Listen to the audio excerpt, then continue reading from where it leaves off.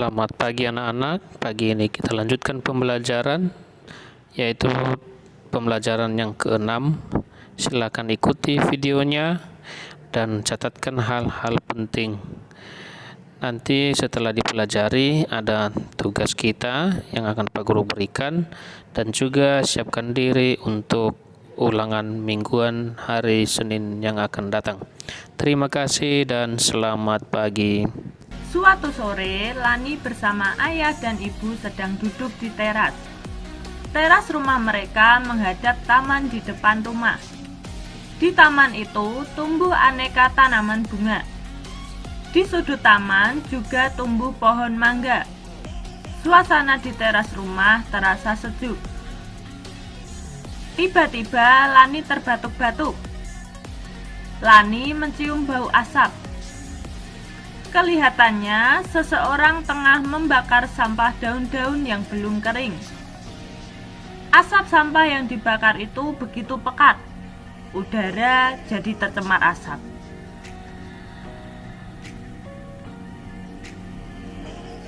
Ada orang yang membakar sampah berupa daun-daun yang belum kering.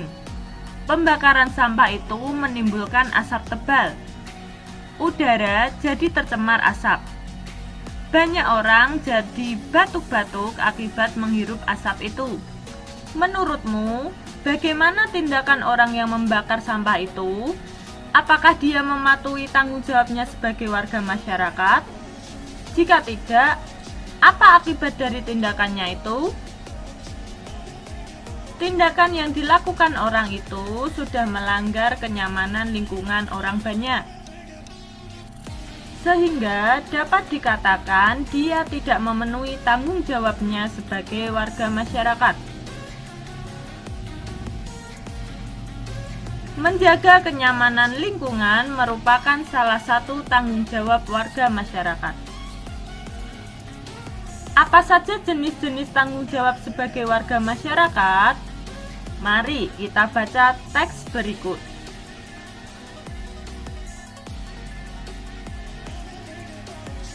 Tanggung jawab bersifat kodrati dan selalu melekat pada diri setiap individu, terutama dalam kedudukannya sebagai warga masyarakat. Sebagai warga masyarakat, setiap individu hendaknya memperhatikan hal-hal yang menjadi tanggung jawabnya agar tercipta kehidupan masyarakat yang harmonis.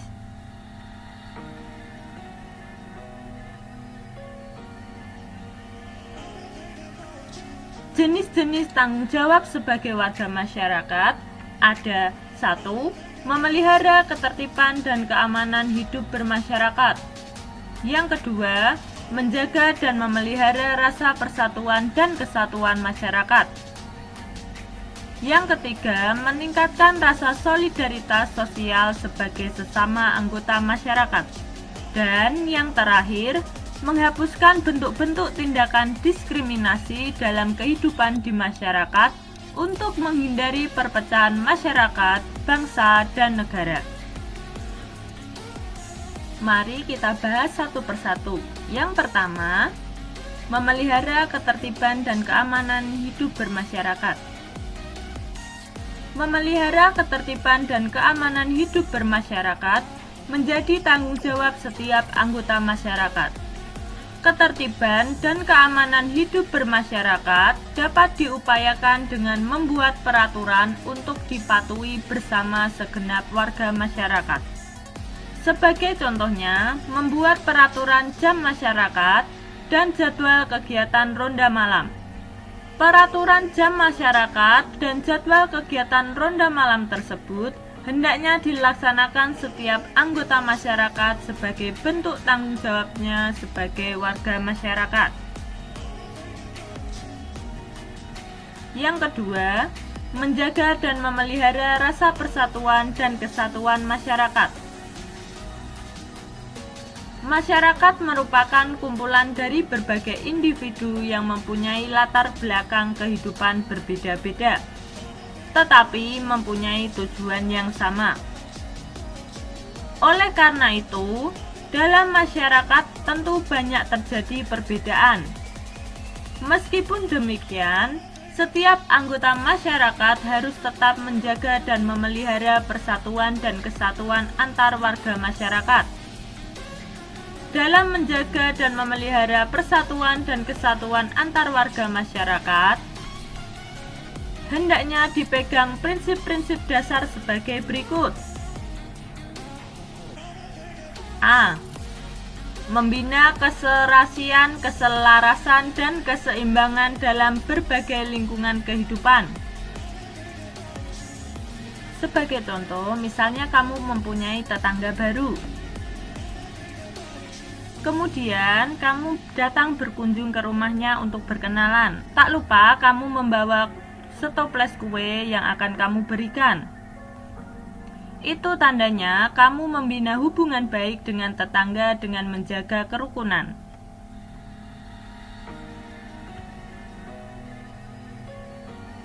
Poin B, saling mengasihi, membina, dan memberi antar sesama.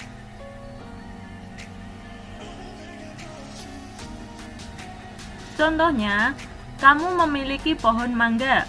Kebetulan pohon manggamu sedang berbuah dan kamu akan memanennya.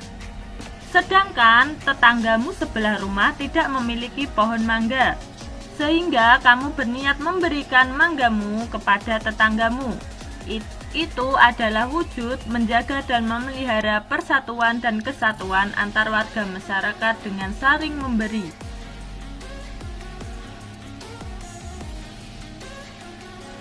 Poin C. Tidak menonjolkan perbedaan, tetapi mencari kesamaan. Sebagai contoh, misalnya, kamu lebih tinggi dari tetanggamu, sedangkan dia lebih putih daripada kulitmu. Dalam hal ini, kalian berbeda secara fisik, tapi kalian sama-sama orang Jawa, bisa berbahasa Jawa. Itulah salah satu bentuk menjaga dan memelihara persatuan dan kesatuan antar masyarakat dengan tidak menonjolkan perbedaan tetapi mencari persamaan.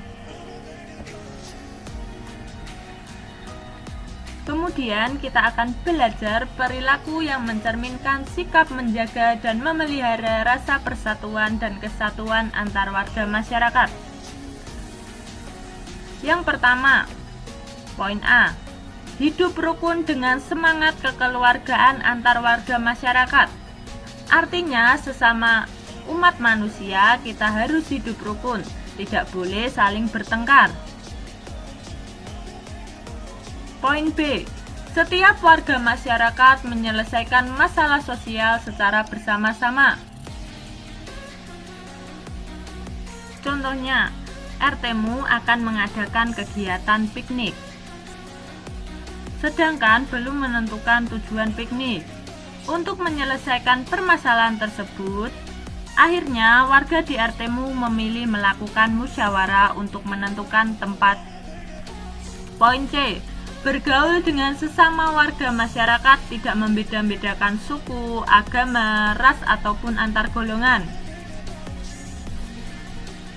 Sebagai contoh, misalnya kamu orang Jawa, sedangkan tetanggamu ada yang dari suku di daerah Papua.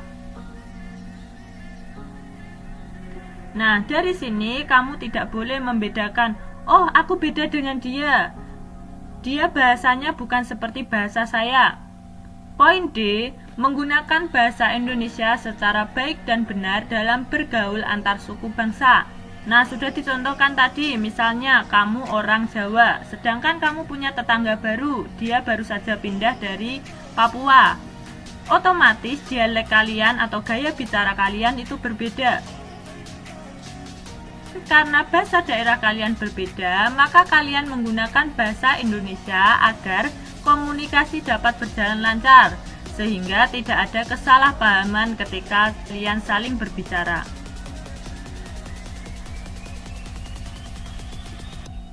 Poin E. Mengadakan bakti sosial di lingkungan masyarakat.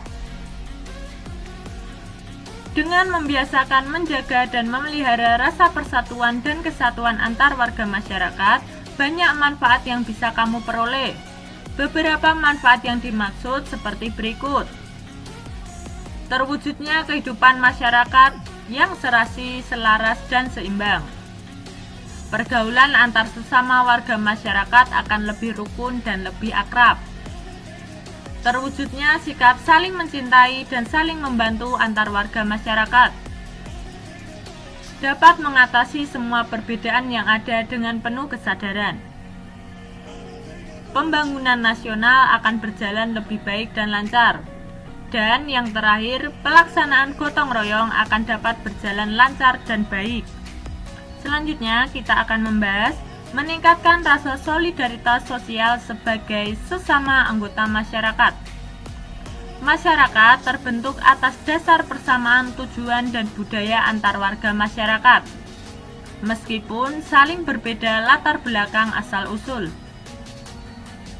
Atas dasar kepentingan bersama yang hendak dicapai dalam masyarakat, setiap warga masyarakat hendaknya dapat memperkuat hubungan antar anggota dengan mengabaikan perbedaan-perbedaan di antara anggota masyarakat. Dengan demikian, perbedaan dalam masyarakat menjadi hal yang dianggap wajar, karena mereka dapat saling bergaul dan saling memaklumi perbedaan-perbedaan yang ada. Solidaritas atau rasa setia kawan sebagai warga masyarakat terus ditingkatkan dengan mengutamakan kepentingan bersama daripada kepentingan pribadi atau golongan.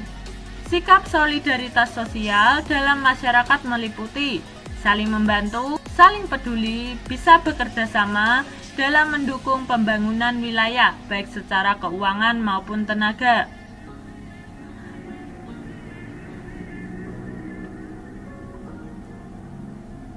Misalnya, mengutamakan kepentingan bersama daripada kepentingan pribadi. Sebagai contoh, kamu dan keluargamu akan pergi rekreasi. Sedangkan di hari yang sama, ada kegiatan kerja bakti membersihkan lingkungan di RT-mu. Maka yang dapat dilakukan keluargamu adalah menunda rekreasi dan ikut serta dalam kerja bakti. Salah satu bentuk solidaritas sosial adalah kerjasama atau gotong royong. Gotong royong merupakan suatu bentuk tolong-menolong yang berlaku di daerah pedesaan Indonesia. Berdasarkan sifatnya, gotong royong terdiri atas gotong royong bersifat tolong-menolong dan bersifat kerja bakti. Gotong royong dilakukan untuk menangani permasalahan yang menjadi kepentingan bersama. Sebagai contoh, gotong royong yang bersifat tolong-menolong. Contohnya, tetanggamu sedang membangun rumah. Kamu berniat menolongnya dengan membantu masang genteng. Dan gotong royong yang bersifat kerja bakti, misalnya, RT-mu berencana melakukan bersih-bersih kampung. Kegiatan itu akan dilakukan hari ini. Maka setiap warga kampung harus ikut serta dalam kegiatan tersebut. Dan yang terakhir, kita akan membahas menghapuskan bentuk-bentuk tindakan diskriminasi dalam kehidupan di masyarakat untuk menghindari perpecahan masyarakat, bangsa, dan negara. Tiap-tiap warga masyarakat mempunyai persamaan derajat yang harus dijunjung tinggi dan tidak boleh diabaikan oleh siapapun. Menghormati persamaan derajat bertujuan untuk mencegah terjadinya perpecahan antar warga masyarakat. Secara harfiah, diskriminasi berarti perbedaan perlakuan. Diskriminasi ini memiliki arti memperlakukan orang atau kelompok, biasanya minoritas, secara berbeda berdasarkan karakteristik seperti asal, ras, negara, agama, keyakinan politik, kebiasaan sosial, jenis kelamin, bahasa, dan usia. Ada kata minoritas. Apa arti minoritas? Minoritas adalah segelintir orang atau sekumpulan orang yang jumlahnya sedikit. Kita tidak boleh melakukan diskriminasi terhadap orang lain. Misalnya, kamu punya tetangga orang Papua tadi, sedangkan kamu adalah orang Jawa. Secara fisik, kulit kalian berbeda. Misalnya, kamu berkulit putih, sedangkan orang yang Papua tadi berkulit hitam. Atau, misalnya kamu perempuan dan dia laki-laki. Berdasarkan kenyataan-kenyataan itu, kalian tidak boleh berperilaku membedakan. Karena setiap manusia itu di mata Tuhan sama derajatnya, tidak boleh dibeda-bedakan. Hal ini sesuai dengan semboyan bangsa Indonesia. Apakah kamu masih ingat semboyan bangsa Indonesia? Iya, betul sekali, Bhinneka Tunggal Ika, yang berarti walaupun berbeda-beda, kalian tetap satu jua.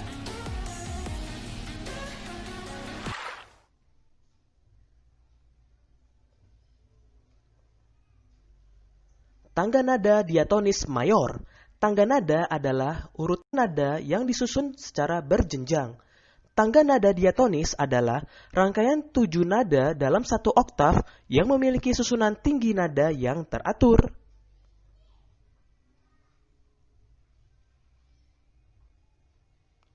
Nada-nada pada tangga nada diatonis mayor berjarak 1, 1, setengah, 1, 1, 1, setengah. Ciri-ciri lagu dengan tangga nada diatonis mayor: pertama, bersifat riang, gembira, dan bersemangat. Kedua, biasanya diawali dan diakhiri dengan nada Do sama dengan C.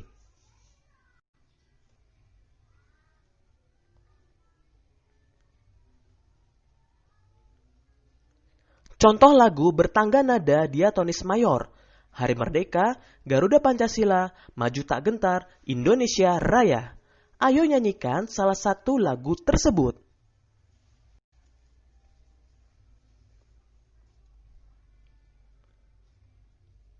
Selanjutnya, tangga nada diatonis minor. Ingat kembali tentang tangga nada diatonis, yaitu rangkaian 7 nada dalam satu oktav yang memiliki susunan tinggi nada yang teratur. Selain tangga nada diatonis mayor, ada pula tangga nada diatonis minor. Nada-nada pada tangga nada diatonis minor berjarak 1, setengah, 1, 1, setengah, 1, 1. Ciri-ciri lagu dengan tangga nada diatonis minor: pertama, bersifat sedih dan syahdu atau sendu. Kedua, biasanya diawali dan diakhiri dengan nada La sama dengan A.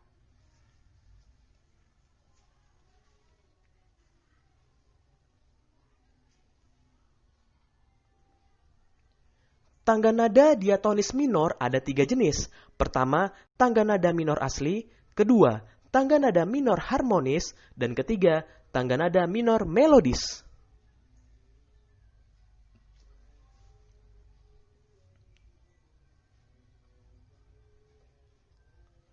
Tangga nada minor asli, tangga nada minor belum mendapat nada sisipan.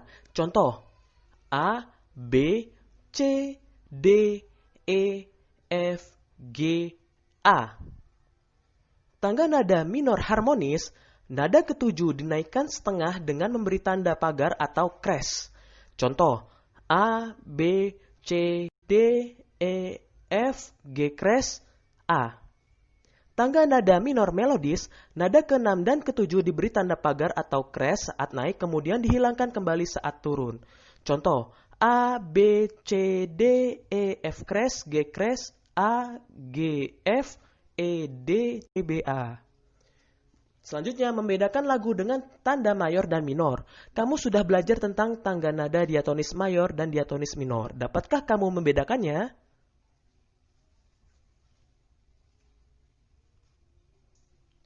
Berikut cara membedakan lagu dengan tanda mayor dan minor. Tangga nada mayor bersifat riang, gembira, dan bersemangat. Tangga nada minor bersifat sedih dan syahdu. Tangga nada mayor biasanya diawali dan diakhiri dengan nada Do sama dengan C. Tangga nada minor biasanya diawali dan diakhiri dengan nada La sama dengan A.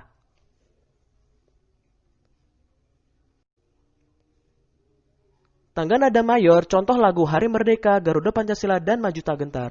Tangga nada minor, contoh lagu Syukur, Himne Guru, dan Gugur Bunga.